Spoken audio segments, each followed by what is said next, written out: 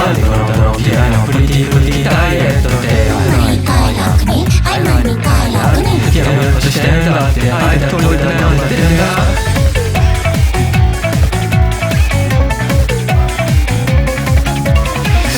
愛だって愛だもゲイだってああでもないこうでもないなそしナンセンスで嘘に快楽に切に快楽にどれ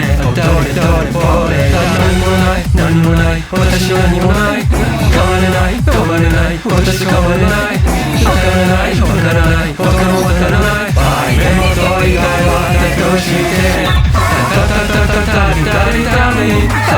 愛せない愛情の手を願い乗りたい空いた衝動をめてよたたたい内面性瞬間状態できたい愛内情情感情でたたたい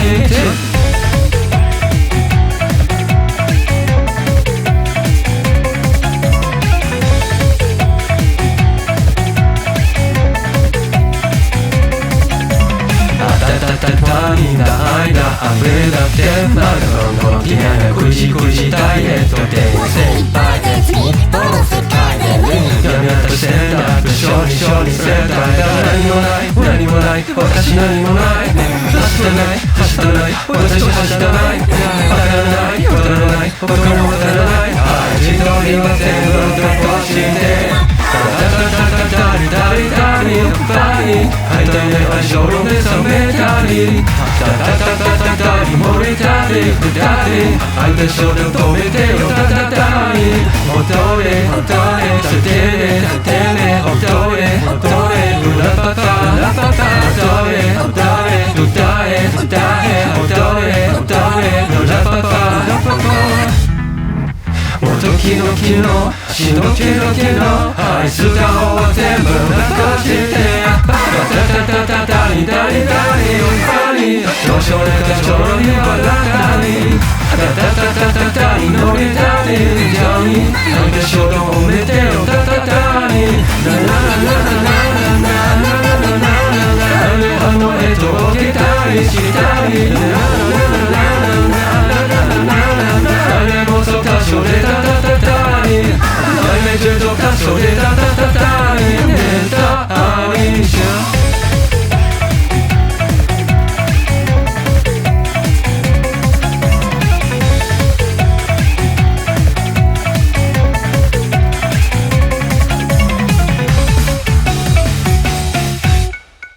Proof of existence. Unpacking modern existential crisis in hyperpop. Well, there's this hyperpop track that captures the dissonance between our curated digital personas and our inner emotional lives. It combines frenetic energy with raw vulnerability to explore existential anxiety in the age of social media. At its core, it's about this question: how do we prove we exist in a world that only values what can be seen, liked, and shared? The repeated refrain, "I am nothing," serves as the emotional anchor of the track, revealing the emptiness beneath carefully constructed online identities. The irony is striking. The more the narrator chases external validation through relationships, appearance, and social approval, the more hollow they feel inside. This creates a fascinating paradox where proof of existence becomes increasingly elusive the harder one tries to establish it through conventional means. In the digital age, do we exist if no one acknowledges us online? The song brilliantly satirizes our obsession with self-optimization. References to Diet Day, edited selfies, and the pressure to appear pretty highlight the exhausting performance of modern life. What makes this critique so powerful is how it frames these efforts as not just futile, but actively harmful. The narrator admits their sickness worsens despite these attempts at perfection. The frenetic pace of the music itself mirrors the relentless grind of trying to keep up with ever-changing beauty standards and social expectations. This is self-improvement as a form of self-destruction. Even love isn't spared from this critique. The song portrays romantic relationships as another performance, something to be displayed rather than genuinely experienced. Terms like darling funny and dirty and dummy suggest relationships built on artifice and entertainment value rather than authentic connection. The narrator oscillates between desperate longing and cynical dismissal, unable to differentiate between genuine emotion and learned romantic scripts.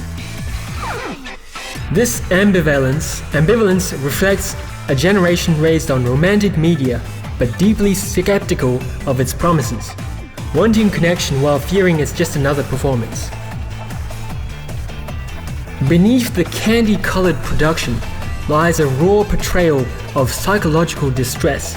Imagery of drowning slaves and ghosts conveys profound alienation and dissociation. The song's structure, with its chaotic shifts between childlike playfulness and existential dread, brilliantly mimics the experience of anxiety itself, racing thoughts, emotional whiplash, and the struggle to present a composed exterior while falling apart inside.